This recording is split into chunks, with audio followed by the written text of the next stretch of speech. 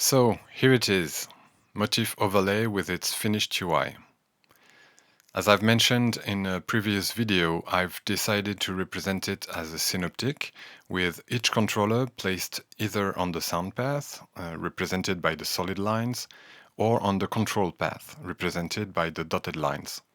My hope is that then you understand intuitively the function of each controller. I won't dive into too much details, I keep that for when it's available, but feel free to ask whatever question comes to your mind. Let's start with the main section where you define the main parameters of your preset, the BPM of course, the length expressed in beats, and based on those two, you then define two notes divisions.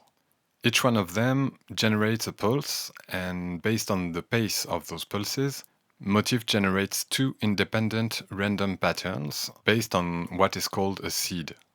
A seed is just a number, and what you only need to know as a user is that each number generates a completely different pattern, but the same number entered twice will generate twice the exact same pattern.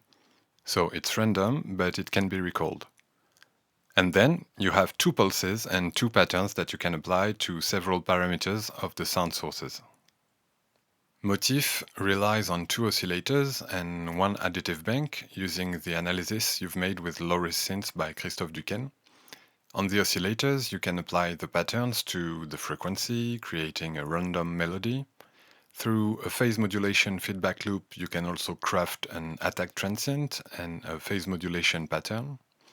And finally, you can apply the pattern to the output volume, creating rhythm pattern. It's labeled pulse for now, but it has changed since the moment I drew this. The second oscillator is the same as the first, except that the first one features a sub-oscillator.